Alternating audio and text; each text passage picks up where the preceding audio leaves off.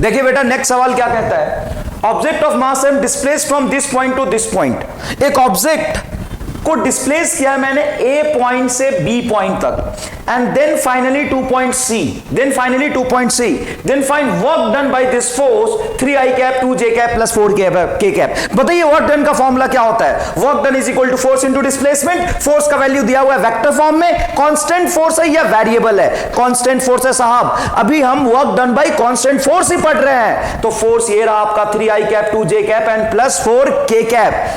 And object चला कहां से? पॉइंट ए से। कहां गया? बी पे।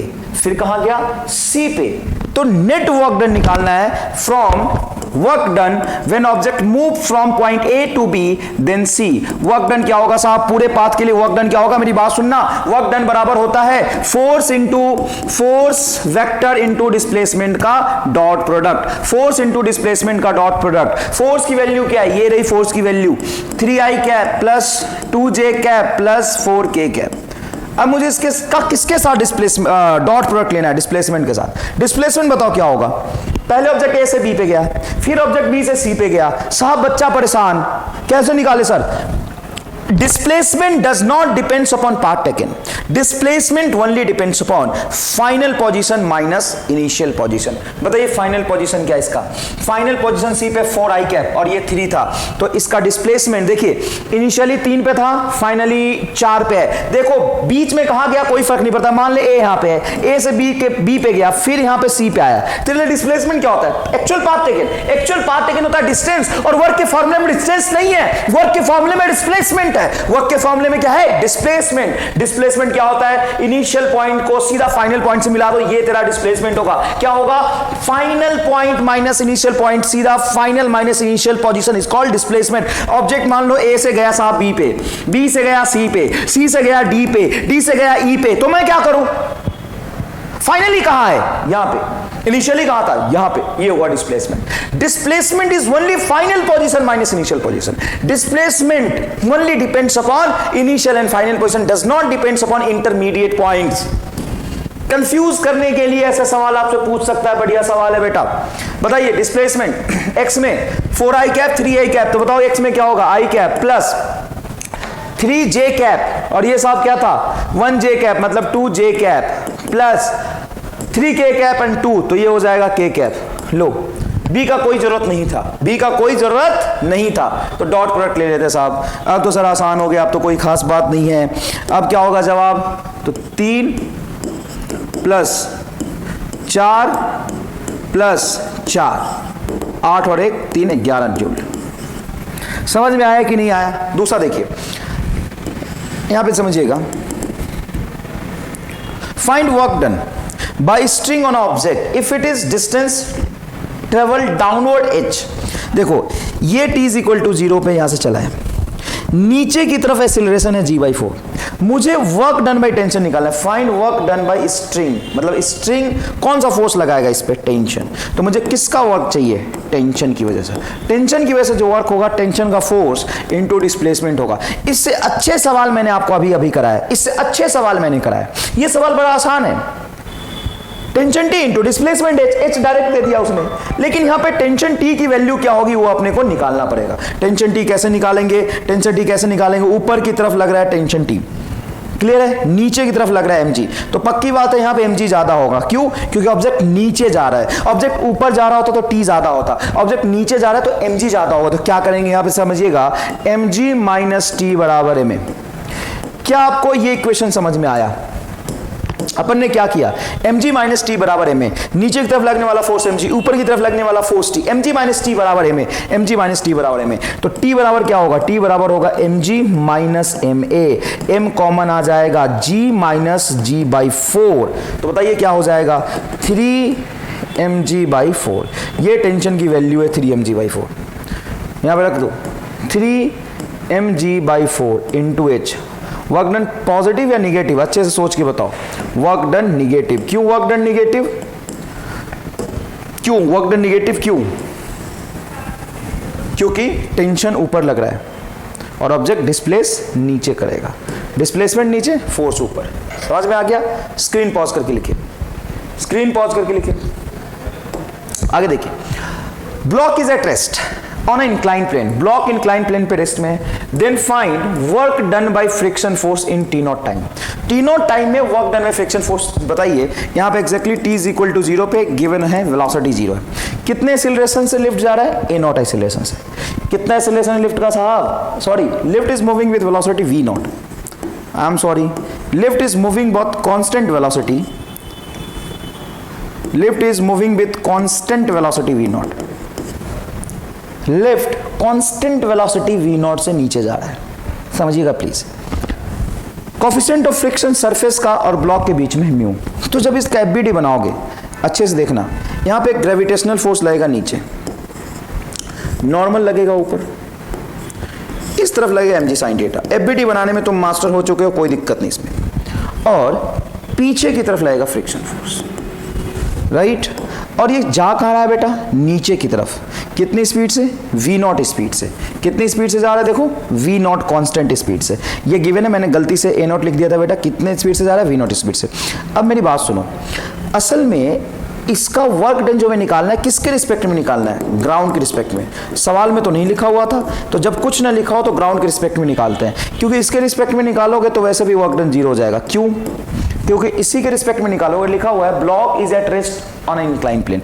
इंक्लाइन प्लेन पे स्लिप नहीं कर रहा, तो इंक्लाइन प्लेन पे रेस्ट में तभी होगा जब फ्रिक्शन की वैल्यू और mg sin थीटा बराबर होगा। तो तुम लिख सकते हो कि फ्रिक्शन की वैल्यू किसके बराबर होगा? mg sin थीटा के बराबर। इक्वेशन बना लो, क्योंकि इस पे कोई और फोर्स नहीं है। देखो स्यूडो फोर्स भी नहीं होगा, क्योंकि कांस्टेंट वेलोसिटी से जा रहा है। कांस्टेंट वेलोसिटी से चलने की वजह से स्यूडो फोर्स यहाँ पे नहीं है, तो नीचे की तरफ ग्रेविटेशनल फोर्स लग रहा है mg, नॉर्मल इधर इस तरफ होगा तेरा mg cos थीटा, से कोई मतलब नहीं है। अब देखो v नॉट टाइम में ये पॉइंट जहां पे ये फ्रिक्शन फोर्स लग रहा था वो नीचे की तरफ डिस्प्लेस करेगा। ग्राउंड से देखोगे तो पूरा लिफ्ट नीचे की तरफ आ रहा है, तो किसी भी t नॉट टाइम के बाद ये जो डिस्प्लेसमेंट होगा, अच्छे से देखो मैं बाहर बना देता हूं, वो होगा v नॉट इंटू टी, और जो फोर्स होगा वो इस तरफ लग रहा है तुम्हारा फ्रिक्शन।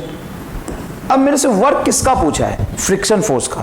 तो मैं सिर्फ और सिर्फ फ्रिक्शन फोर्स और डिस्प्लेसमेंट के बारे में चर्चा करूंगा। मेरी बात सुनना, ब्लॉक कहां रखा है? इंक्लाइन प्लेन पे। इंक्लाइन प्लेन का है लिफ्ट में, और lift v not constant speed से नीचे जा रहा है। तो किसी भी t नॉट टाइम में ऑब्जेक्ट कितना चलेगा? v not into T not, v not into T naught. ये रहा t नॉट टाइम में v not into T. Constant velocity, acceleration नहीं है साहब, तो डिस्प्लेसमेंट होगा वेलोसिटी इंटू टाइम, क्योंकि एक्सीलरेशन 0 है, और डिस्प्लेसमेंट एक्जैक्टली ये पॉइंट का नीचे की तरफ होगा, क्योंकि लिफ्ट नीचे जा रहा है, और फोर्स तो फ्रिक्शन इधर लग रहा है। तो क्या करेंगे अब? तो ये ढूंढेंगे कि ये एंगल कितना है या ये एंगल कितना है। देखो इंक्लाइन प्लेन का एंगल ऑफ इंक्लिनेशन थीटा था, ये थीटा लेंगे। फ्रिक्शन फोर्स का ऊपर वाला कंपोनेंट क्या होगा? fr sin थीटा ऊपर। तो यहां पे वर्क डन आपका आ जाएगा, देखो एक fr sin थीटा इधर आएगा, ये fr cos थीटा इधर आएगा। fr cos थीटा की वजह से कोई वर्क नहीं आएगा, क्योंकि ऑब्जेक्ट डिस्प्लेस नीचे कर रहा है और आगे की तरफ fr cos थीटा कंपोनेंट है। x का डिस्प्लेसमेंट और y की डायरेक्शन में फोर्स का कोई मतलब नहीं, तो वर्क डन होगा माइनस फोर्स ऊपर डिस्प्लेसमेंट नीचे, minus fr sin theta into v not T not. और fr की वैल्यू क्या है? fr की वैल्यू क्या है? mg sin theta. तो fr की वैल्यू यहां पे रखेंगे माइनस f नॉट। fr की वैल्यू fr की वैल्यू है, ये fr है, fr की वैल्यू रखेंगे mg साइन थीटा, और एक साइन थीटा और था तो sine square theta into V naught T naught. ये आएगा जवाब। जब मैं सवाल कराता हूं आधे बच्चे बेहोश कि सर साइन स्क्वायर कैसे? अबे रामलाल, एक तो इधर फोर्स बैलेंस किया तो fr बराबर mg sin थीटा होगा। उसके बाद देखो ऑब्जेक्ट का डिस्प्लेसमेंट नीचे है, ऑब्जेक्ट का डिस्प्लेसमेंट नीचे है और फ्रिक्शन फोर्स इस तरफ लग रहा है, तो फ्रिक्शन फोर्स का horizontal component fr cos theta work नहीं करेगा। कौन वर्क करेगा? वर्क कौन करेगा? तो fr sin थीटा जो ऊपर की तरफ होगा। कौन वर्क करेगा? fr sin थीटा जो ऊपर की तरफ होगा, fr sin थीटा जो ऊपर की तरफ वर्क होगा। समझ में आया कि नहीं आया? स्क्रीन पॉज करके इसको फटाफट लिखिए, बढ़िया सवाल है। स्क्रीन पॉज करके फटाफट लिखिए, बढ़िया सवाल है बेटा। चलो आगे देखते हैं। Object is moving on a straight line of equation 4x plus 3y plus 5 and force acting on object is 3i cap plus 4i cap plus 3j cap. I'm sorry. Then find work done. सुन मेरी बात, IIT का पूछा हुआ सवाल है और इसका जवाब है 0। 4 दिन तक निकालता रहेगा वर्क, जवाब नहीं आएगा। लेकिन यहां से वर्क के फॉर्मूले से सवाल सॉल्व नहीं होगा, बुद्धि से होगा। थोड़ा सा अलग तरह का सवाल है, नया सवाल है, बिल्कुल समझना। Object is moving on a straight line of equation 4x + 3y = 5 and force F = 4i + 3j, then find work done by your work done on object, then find work done on object by force। मेरी बात बोल सुन, object कहां चल रहा है? 4x + 3y = 5। तो solution समझना इसका, सॉल्यूशन समझना इसका। 4x + 3y = 5 है, तो 3y = होगा 5 - 4x। 3 को भी उधर ले जाओगे, 3 को भी उधर ले जाओगे तो बटा 3। तो स्लोप क्या हो गया? जिस स्ट्रेट लाइन पे ऑब्जेक्ट चल रहा है वो स्लोप हो गया -4/3। स्लोप 1 बोल देता हूं नाम इसका। अच्छा, जिस स्ट्रेट लाइन पे फोर्स लग रहा है, मतलब जिस ऑब्जेक्ट स्ट्रेट लाइन पे चल रहा है उस पर जो फोर्स लग रहा है, इस फोर्स का इंक्लिनेशन देखोगे तो ढंग से देखना, ये फोर्स x में लग रहा है 4i कैप एंड y में लग रहा है आपका 3j कैप। अगर मैं इसका tan थीटा निकालूंगा, नेट फोर्स इधर ही आएगा ना 4i कैप + 3j, इसका जो tan थीटा निकालूंगा, tan थीटा यहां से x एक्सिस से, तो लंब परपेंडिकुलर अपॉन बेस, तो ये हो जाएगा तेरा 3/4 और इसी को कहते हैं अपन स्लोप। मतलब ऑब्जेक्ट जिस स्ट्रेट लाइन पे चल रहा है उसका स्लोप है -4/3 और फोर्स जिस लाइन पे लग रहा है उसका स्लोप है 3/4। अगर इन दोनों स्लोप का प्रोडक्ट निकाल दूं, मैं क्या करूं, दोनों स्लोप का प्रोडक्ट निकाल दूं, m1 = m2, तो m1 बोलो -4/3, m2 बोलो 3/4। 3 से 3 कैंसिल, 4 से 4 कैंसिल, -1। इसका क्या मतलब है? देखो, इसका मतलब ये है, अच्छे से एक बार स्ट्रेट लाइन के इक्वेशन से स्ट्रेट लाइन प्लॉट करके दिखाता हूं। ऑब्जेक्ट चल रहा है 4x + 3y = 5, स्ट्रेट लाइन का इक्वेशन ये है। इस स्ट्रेट लाइन में इंटरसेप्ट पॉजिटिव है 5/3। अरे y = mx + c से ग्राफ बनाने आता है, तो देख यहां पे इंटरसेप्ट है, ये 5/3 है। ये स्ट्रेट लाइन निगेटिव स्लोप है, देख इधर -4/3 slope, y = mx + c, y = mx + c, ये रहा तेरा c कांस्टेंट और ये रहा -m, ये रहा स्लोप निगेटिव है। ये स्ट्रेट लाइन है, इस लाइन पे ऑब्जेक्ट चल रहा है, एग्जैक्टली इस लाइन पे ऑब्जेक्ट चल रहा है ना। यहां से तुम ध्यान से देखोगे तो 5/3 पे कट कर रहा है, मतलब ये डिस्टेंस है 5/3। अब ऑब्जेक्ट इस स्ट्रेट लाइन पे चल रहा है, एग्जैक्टली अगर तुम एंगल निकालना चाहोगे तो यहाँ पे स्लोप से एंगल निकाल सकते हो। स्लोप है तुम्हारा 4/3, निगेटिव है, तो पॉजिटिव होता तो आगे से देखते हैं एंगल, निगेटिव होता तो पीछे से एंगल देख सकते हो। पीछे से एंगल देखोगे तो स्लोप 4/3 का मतलब है कि एंगल बना रहा है 53 डिग्री, तो ये 53 डिग्री बना रहा है एक्स एक्सिस से। और जो तुम्हारा फोर्स लग रहा है 4i कैप + 3j कैप, ये लग रहा है आगे 4 और ऊपर 3, मतलब ये डायरेक्शन होगा। 3/4 का मतलब है 37 डिग्री, tan थीटा 3/4 मतलब थीटा क्या हो जाएगा 37 डिग्री, मतलब फोर्स इस डायरेक्शन में लग रहा है ऑब्जेक्ट पे। जो x एक्सिस से कितना एंगल बना रहा है, ये x एक्सिस से एंगल बना रहा है 37 डिग्री। अच्छा देखो बेटा, ये अगर 53 तो ये क्या होगा 53, तो एग्जैक्टली देखो ये 53 37 परपेंडिकुलर है, मतलब ऑब्जेक्ट इस लाइन पे चल रहा है और फोर्स इसके परपेंडिकुलर डायरेक्शन में लग रहा है, तो वर्क क्या होगा 0। और वैसे भी जब आपने बेसिक मैथ पढ़ा होगा, जिसमें आपने ग्राफ पढ़ा होगा, तो एक थ्योरम आपको पढ़ाया जाता है कि product of slope of a two straight line, सुनेगा ध्यान से, product of a slope of two straight line is -1, then that two straight line must be perpendicular to each other। अगर दो स्ट्रेट लाइन का स्लोप का product -1 है, दो straight line, ये एक स्ट्रेट लाइन जिस पे ऑब्जेक्ट चल रहा है, ये एक स्ट्रेट लाइन है, देखो ना कांस्टेंट फोर्स है 4i + 3, स्ट्रेट लाइन की तरफ फोर्स लग रहा होगा। अरे भाई रिजल्टेंट कहीं होगा, नेट फोर्स कहीं होगा, उस नेट फोर्स भी एक स्ट्रेट लाइन की तरफ लग रहा है। ये जिस तरफ चल लग रहा है और ये जिस तरफ लग रहा है, दोनों एक दूसरे से परपेंडिकुलर है, क्योंकि इसके स्लोप और इसके स्लोप का प्रोडक्ट -1 आ गया, मतलब दोनों एक दूसरे से परपेंडिकुलर है, तो वर्क क्या हो जाएगा, वर्क हो जाएगा आपका 0। तो तुम्हें समझ आया तो ठीक, नहीं तो ये रट ले। ऐसा लैंग्वेज का सवाल आएगा, आंसर टिक कर देना 0। एक स्ट्रेट लाइन पे ऑब्जेक्ट चल रहा है तो उसका स्लोप निकाल लेना, और जिधर फोर्स लग रहा है उसका स्लोप निकालो, दोनों को प्रोडक्ट करोगे, वो आ जाएगा दोनों स्लोप का प्रोडक्ट -1। स्लोप का प्रोडक्ट क्या आएगा -1, मतलब फोर्स एंड डिस्प्लेसमेंट परपेंडिकुलर है, तो वर्क डन क्या हो जाएगा 0। तुम्हें समझ ही नहीं आया। चल फिर से एक बार कोशिश करता हूं, ये स्ट्रेट लाइन के इक्वेशन गिवन है, स्ट्रेट लाइन बना ले, एंगल निकाल ले कितना इसका स्लोप है उसके अकॉर्डिंग, और फोर्स देख ले, ये एक्स एक्सिस से कितना एंगल बनाना है बता लो। तो ये एक्स एक्सिस से बेटा 37 बना रहा है और ये 53, तो ये 53, तो ये ऑब्जेक्ट इस पे डिस्प्लेस होगा, और इधर फोर्स लग रहा है, ये टोटल एंगल क्या होगा 53 37 90 डिग्री, तो वर्क डन क्या होगा 0। कहीं भी ऑब्जेक्ट है फोर्स इस डायरेक्शन में लग रहा है, कहीं भी ऑब्जेक्ट होगा फोर्स एग्जैक्टली परपेंडिकुलर लग रहा है, और ऑब्जेक्ट जा कहां रहा है, ऑब्जेक्ट जा रहा है फोर्स के परपेंडिकुलर लाइन में। डिस्प्लेसमेंट इधर, फोर्स इधर, डिस्प्लेसमेंट इधर, फोर्स इधर, तो वर्क डन क्या हो जाएगा 0। स्क्रीन पॉज करके लिखिए, स्क्रीन पॉज करके लिखिए बेटा, स्क्रीन पॉज करके लिख लिया। आगे देखो, आगे देखो। अब 5 केजी का ऑब्जेक्ट है जिसपे 15 न्यूटन का फोर्स लग रहा है, 5 केजी का ऑब्जेक्ट है जिसपे 15 न्यूटन का फोर्स लग रहा है। क्या पूछ रहा है, find work done by external force in 4 second. External force से 4 सेकेंड में कितना वर्क होगा, तो हमें 4 सेकेंड में वर्क निकालना है। तो वर्क डन होगा एक्सटर्नल फोर्स इनटू डिस्प्लेसमेंट। अब एक्सटर्नल फोर्स तो 15 न्यूटन ने लिख दिया, लेकिन डिस्प्लेसमेंट अपने पास नहीं है।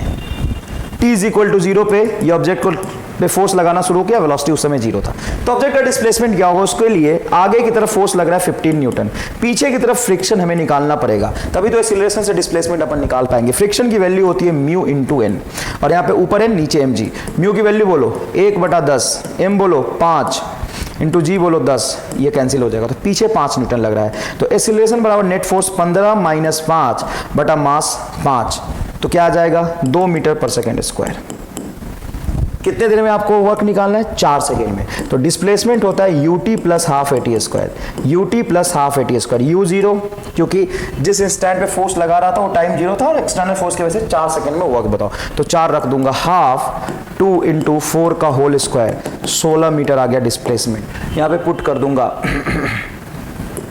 15 × 16 जूल, ये आएगा। ये सवाल आसान था या मुश्किल था, आसान नहीं है, डायरेक्ट क्वेश्चन नहीं है, क्या है इनडायरेक्ट क्वेश्चन है। कैसे इनडायरेक्ट क्वेश्चन है, तो देखो इसमें 15 न्यूटन आगे लग रहा है, अगर तुम्हें डिस्प्लेसमेंट दिया होता तो डायरेक्टली वर्क लिख देते फोर्स इनटू डिस्प्लेसमेंट। अगर तुम्हें डिस्प्लेसमेंट दे देता तो डायरेक्टली वर्क लिख लेते, टाइम एम से कोई फर्क नहीं पड़ता है। लेकिन 4 सेकंड में पूछ रहा है, तो 4 सेकंड में डिस्प्लेसमेंट कितना होगा निकालना पड़ेगा। 4 सेकंड में कितना डिस्प्लेस करेगा, उसके लिए आपको एक्सीलरेशन चाहिए, और एक्सीलरेशन निकालने के लिए आपको पता करना पड़ेगा कि फ्रिक्शन की वजह से फोर्स पीछे कितना लग रहा है, तभी तो आप नेट फोर्स बटा नेट मास एक्सीलरेशन कर पाएंगे। मेरी बात सुन, अगर टाइम दिया हुआ है तो डायरेक्ट आंसर नहीं आएगा, क्योंकि वर्क के फॉर्मूले में अल्टीमेटली चाहिए डिस्प्लेसमेंट, वर्क के फॉर्मूले में अल्टीमेटली चाहिए डिस्प्लेसमेंट, तो मुझे डिस्प्लेसमेंट निकालना पड़ेगा 4 सेकंड में ऑब्जेक्ट कितना चला है। डिस्प्लेसमेंट निकालने के लिए मुझे एक्सीलरेशन चाहिए, डिस्प्लेसमेंट निकालने के लिए मुझे एक्सीलरेशन चाहिए, एक्सीलरेशन निकालने के लिए मुझे नेट फोर्स चाहिए, और नेट फोर्स निकालने के लिए फ्रिक्शन की वैल्यू चाहिए। तो सबसे पहले हमने लिखा फ्रिक्शन की वैल्यू कितना होगा, फ्रिक्शन, जब ऑब्जेक्ट स्लाइड कर रहा है तो काइनेटिक फ्रिक्शन लगेगा, उधर म्यू एन, तो नेट फोर्स हो जाएगा फोर्स माइनस फ्रिक्शन बटा मास, तो एक्सीलरेशन आ जाएगा। एक्सीलरेशन से अपने डिस्प्लेसमेंट निकाल दिया 4 सेकंड में, ऑब्जेक्ट 4 सेकंड में 16 मीटर चला है, 16 मीटर डिस्प्लेसमेंट, और ये रहा तेरा एक्सटर्नल फोर्स। समझ में आया? स्क्रीन पॉज कर, स्क्रीन पॉज करके लिख लो बेटा।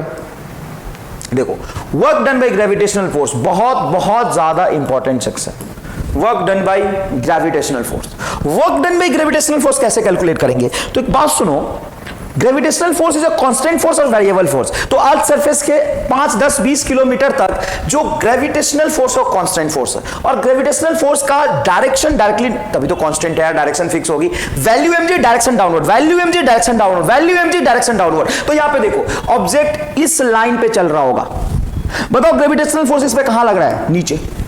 कहां लग रहा है सर, नीचे।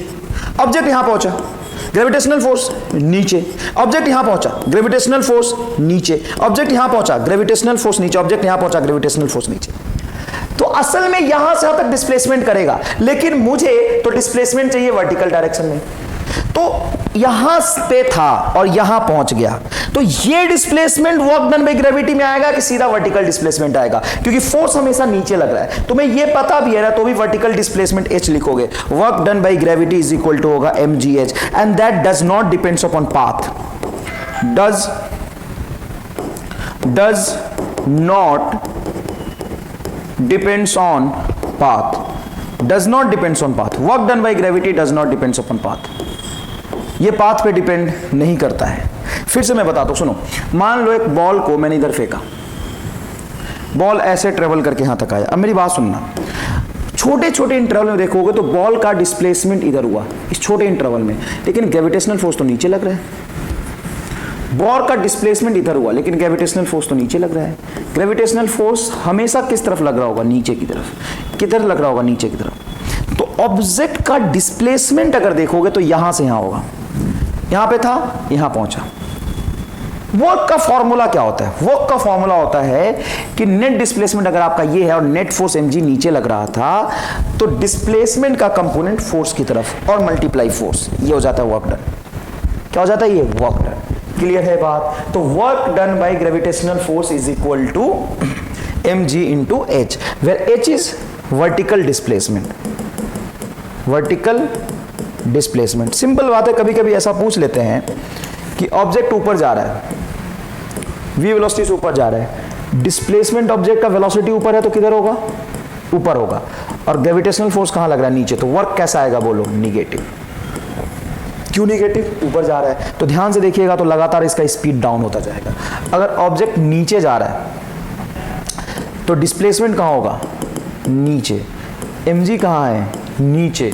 तो वर्क डन कैसा होगा? पॉजिटिव। इसमें क्या होगा? स्पीड अप या स्पीड डाउन? स्पीड अप, मतलब स्पीड बढ़ेगा, इसमें स्पीड कम होगा। तो ऑब्जेक्ट जब ऊपर जाता है तो स्पीड कम होता है, क्योंकि वर्क डन बाई ग्रेविटी क्या हो जाता है? निगेटिव हो जाता है। वर्क डन बाई ग्रेविटी क्या हो जाता है साहब? निगेटिव हो जाता है। हालांकि ये बात मैंने आपको इतने अच्छे तरीके से समझाया कि लिखने की जरूरत नहीं है, बिल्कुल भी नहीं है। ऑब्जेक्ट तुम ऊपर फेंक रहे हो तो ऑब्जेक्ट ऊपर डिस्प्लेस कर रहा है, ग्रेविटेशनल फोर्स नीचे है तो वर्क डन निगेटिव होगा, स्पीड तो डाउन होगा।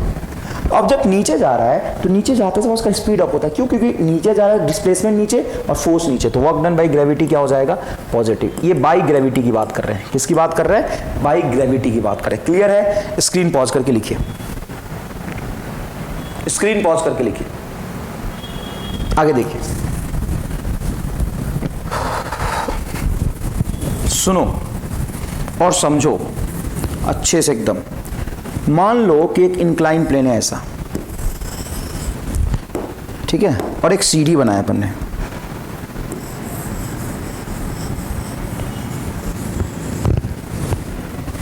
ज्यादा ऊपर चला गया, यहीं तक रखो। ये सीढ़ी बनाया अपन ने और ये बनाया अपन ने। यहां पे एक छोटे से ब्लॉक को रिलीज किया।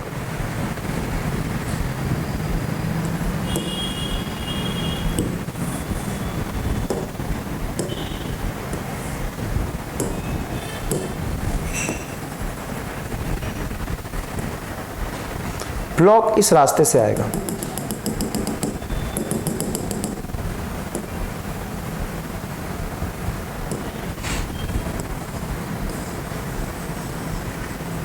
वर्क डन बाई ग्रेविटी, ये इन केस ए, ये आपको फोटो बनाना है बेटा, ए बी सी डी।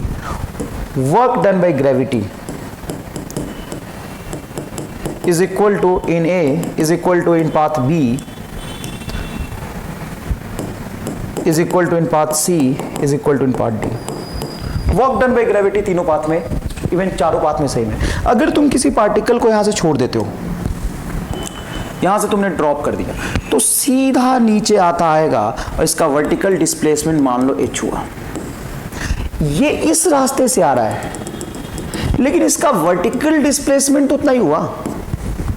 अब साहब ये इस रास्ते से आ रहा है, देखो ऐसे आ रहा है, ऐसे ऐसे ऐसे ऐसे ऐसे, तो ये कुछ पीछे भी गया और नीचे भी गिरा। वर्टिकल डिस्प्लेसमेंट कितना हुआ? h। ये इस कर्व्ड पाथ से आएगा तो भी वर्टिकल डिस्प्लेसमेंट कितना हुआ? h। Work done by gravitational force only depends upon vertical displacement. Work done by gravitational force does not depends upon path. वो किस रास्ते से चला इस पर डिपेंड नहीं करता। Work done by gravitational force depends upon vertical displacement. Right? Screen pause करके इसको लिखिए, स्क्रीन पॉज करके लिखिए, ठीक, स्क्रीन पॉज करके लिख लिया बेटा। देखो मैं तुम्हें समझाता हूं। मान लो एक ब्लॉक, एक बॉल यहां से यहां पहुंचा, ए से बी पे। वर्क डन बाई ग्रेविटी क्या होगा बताओ तो? जीरो। क्यों जीरो? क्योंकि ग्रेविटेशनल फोर्स नीचे लग रहा है और ऑब्जेक्ट का डिस्प्लेसमेंट इधर हुआ है। ऑब्जेक्ट का डिस्प्लेसमेंट कहां हुआ है? आगे। ये जो डिस्प्लेसमेंट है और ग्रेविटेशनल फोर्स है उसमें कितने का एंगल है? 90 का। अरे भाई ग्रेविटेशनल फोर्स नीचे, ऑब्जेक्ट का डिस्प्लेसमेंट एक्स एक्सिस में। और देखो यहां से यहां गया, वर्टिकल डिस्प्लेसमेंट कितना है? जीरो। यहां पे कैसे लिखोगे? mg into vertical displacement. तो बेटा तो x में गया, ऊपर नीचे तो गया ही नहीं। वर्टिकल डिस्प्लेसमेंट का मतलब क्या? थोड़ा ऊपर या थोड़ा नीचे। ऑब्जेक्ट मान लो यहां से यहां जाता है ये डिस्प्लेसमेंट एस है, लेकिन ग्रेविटेशनल फोर्स की वजह से अगर मुझे वर्क लिखना है ना, तो मुझे इस बात से फर्क नहीं पड़ता कि आगे कितना गया, मुझे सिर्फ इस बात से फर्क पड़ता है कि इस लाइन से इस एक्स कोऑर्डिनेट से कितना ऊपर गया है। बस यहां पे वर्क डन बाय ग्रेविटी हो जाएगा mg into I with negative sign. Negative sign क्यों? क्योंकि ऊपर गया है और ग्रेविटेशनल फोर्स कहाँ है? नीचे है। तुम्हें समझ आ रहा है कि नहीं आ रहा है? बहुत आसान है, ये लिखने की जरूरत नहीं, रफ किया था। यहां देखो, find work done by gravitational force, बहुत बढ़िया सवाल है। यहां से ब्लॉक को 4 kg वाले ब्लॉक को रिलीज किया। क्या किया अपन ने? रिलीज किया। जब ये यहां पहुंच जाएगा तो total work done by gravitational force क्या होगा? From A to B, work done by gravitational force from A to B, work done by gravitational force from A to B क्या होगा बताओ? तो कैसे लिखते हैं work done by gravitational force? Work done by gravitational force क्या होता है बोलो? ये तो खूब सारे कलर आ गए यार। Work done by gravitational force क्या होता है? M G into vertical displacement,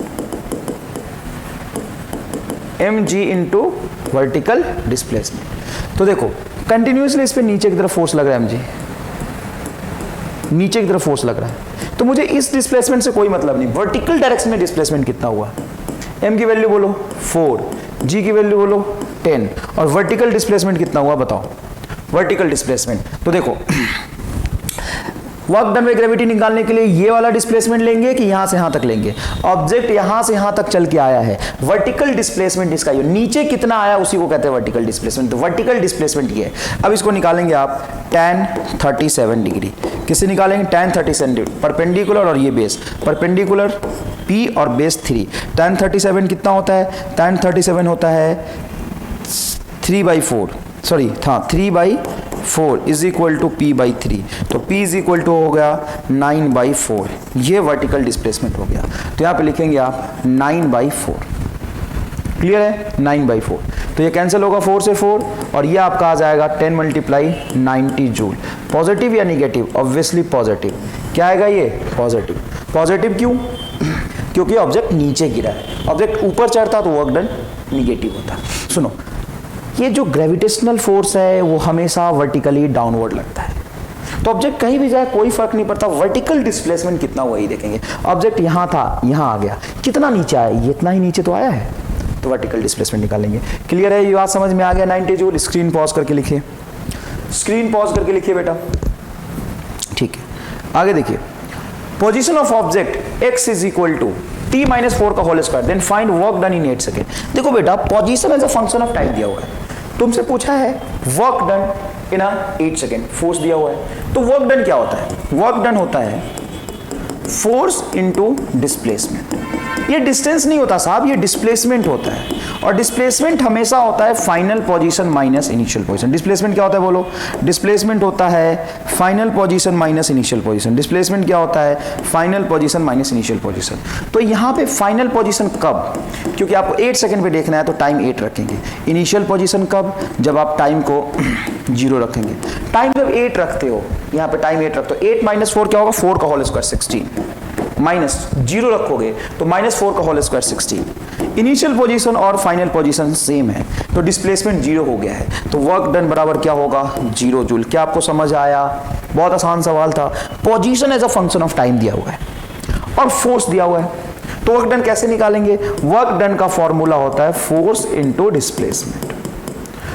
तो जिस टाइम इंटरवल में अपने को वर्क निकालना है, जिस भी टाइम इंटरवल में अपने को वर्क निकालना है, वो फाइनल टाइम रखेंगे तो फाइनल पोजीशन मिलेगा, और इनिशियल टाइम रखेंगे तो इनिशियल पोजीशन मिलेगा। तो change in position is displacement, and displacement into force is work. यहाँ पे डिस्प्लेसमेंट कितना हो रहा है? 0, इसलिए वर्क क्या हो जाएगा? 0। बहुत आसान सवाल है, स्क्रीन पॉज करके लिखिए। आगे देखिए बेटा, work done by variable force, ये बहुत इंपॉर्टेंट टॉपिक। अभी तक मैंने आपको n नंबर ऑफ सवाल करा दिए हैं, लेकिन सारे सवाल कैसे थे? कांस्टेंट फोर्स वाले। अभी आपको वेरिएबल फोर्स वाले वर्क पढ़ना है, work done by variable force. तो देखो, हर इंस्टेंट पे अगर फोर्स बदल रहा है तो नेट डिस्प्लेसमेंट यहां से यहां तक जाने में तो फोर्स के कई वैल्यू आ जाएंगे। अरे भाई फोर्स वेरिएबल है, F is equal to 2x, तो बताओ वर्क यहां से यहां तक जाने में क्या होगा? तो नेट डिस्प्लेसमेंट टू फोर्स नहीं लिख सकता मैं, क्योंकि हर डिस्प्लेसमेंट के हर पॉइंट पे फोर्स सेम नहीं है। तो कैसे निकालूंगा?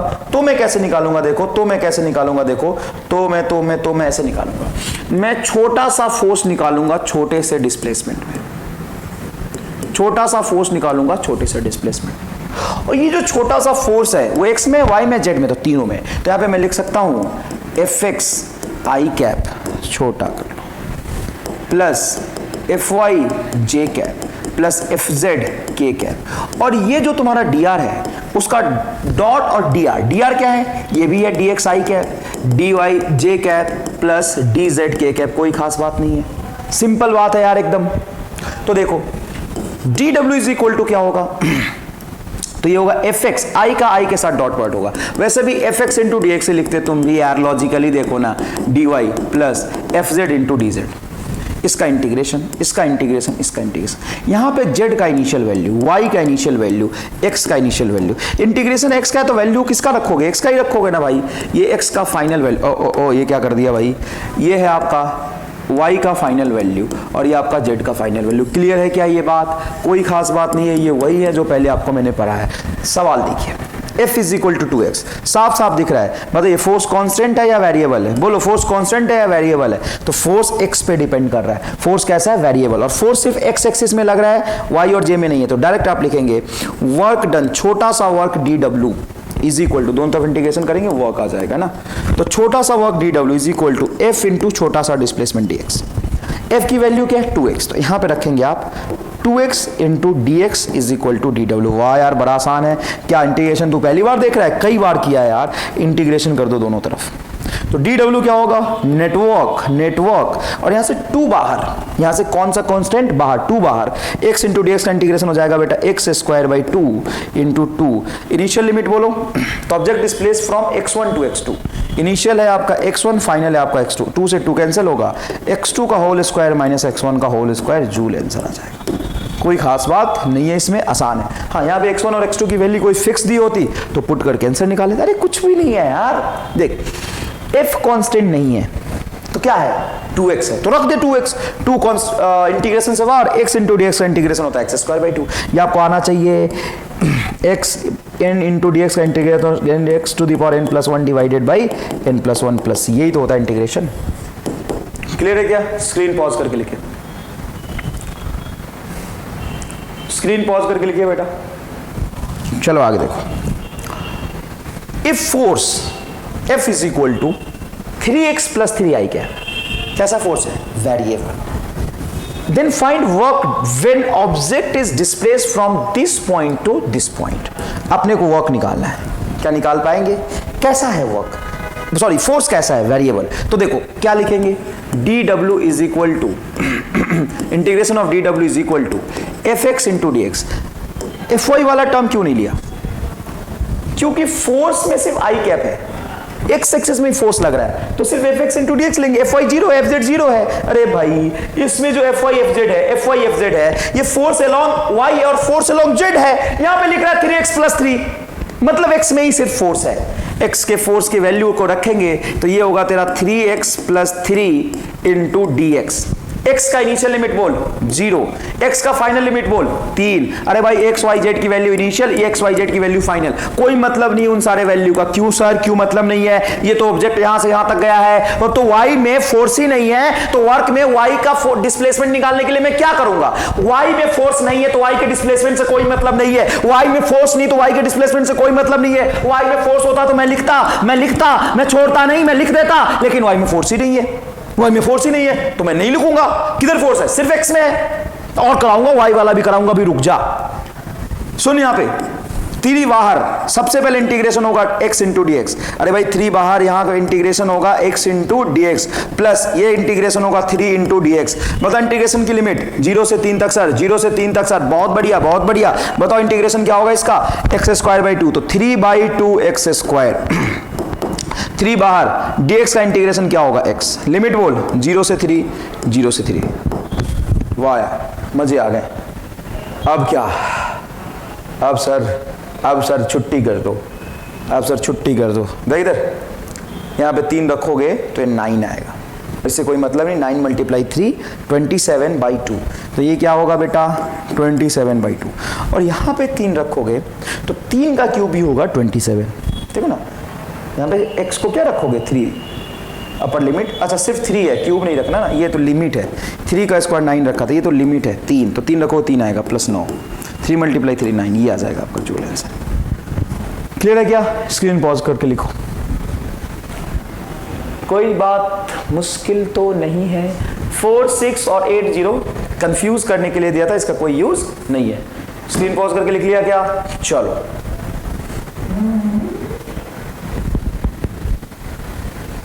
चलो देखो, ये रहा ले जो तुम्हें चाहिए था। x में फोर्स है, y में फोर्स है, z में फोर्स है। अब वर्कडन बताओ, मैं सॉल्व नहीं करूंगा, ध्यान से बताता हूं कैसे करेंगे। dw is equal to fx into D x plus fy into D Y plus fz into D Z, right. fx की वैल्यू क्या है सर? fx की वैल्यू है 2x कैप, 2xi कैप। देखो ये fx, x की value 2x into D x plus y वाला बोलो 3y स्क्वायर। तो देखो 3y स्क्वायर, देखो ये जो fy है, देखो ना ये fy, अरे y वाला फोर्स j कैप लगा, तो 3y square into D Y plus z वाला फोर्स बोलो 4 इंटू डी जेड।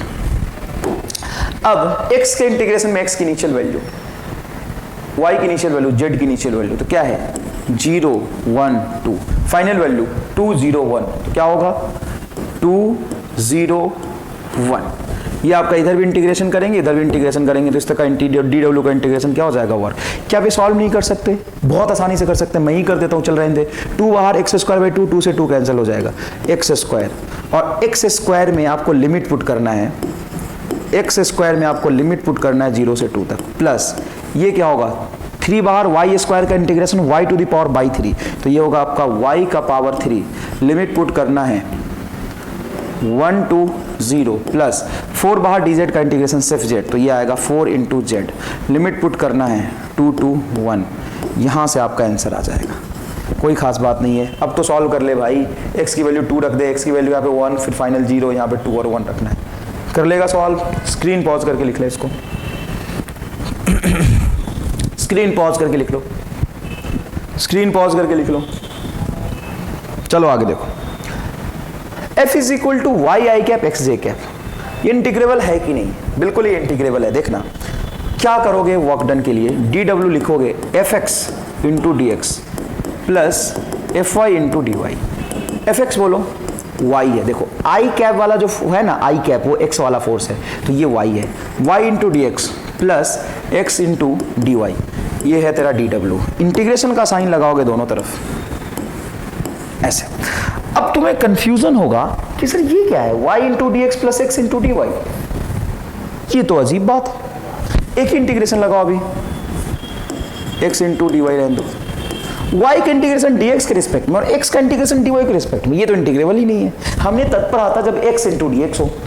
अरे यार देख इधर, t इंटू डी टी होगा तो इंटीग्रेबल है, t इंटू डी एक्स होगा तो इंटीग्रेबल नहीं है। t का इंटीग्रेशन t करा सकता है, अपने वालों के जैसा ही, जो जैसा होता है उसके साथ ही वो चिपकता है, तो 2 इंटू डी चिपक जाएगा, लेकिन इसका कोई मतलब नहीं है ना। z का इंटीग्रेशन dz के रिस्पेक्ट में हो सकता है, t का इंटीग्रेशन dt के रिस्पेक्ट में हो सकता है, k का इंटीग्रेशन dk के रिस्पेक्ट में हो सकता है, लेकिन y का dx के रिस्पेक्ट में नहीं हो सकता, y का dy के रिस्पेक्ट में ही होता है। तो सर कैसे करेंगे? तो इसका एक थ्योरम है, देखो एक काम करो, x इंटू वाई को डिफरेंशिएट करो विथ रिस्पेक्ट टू t।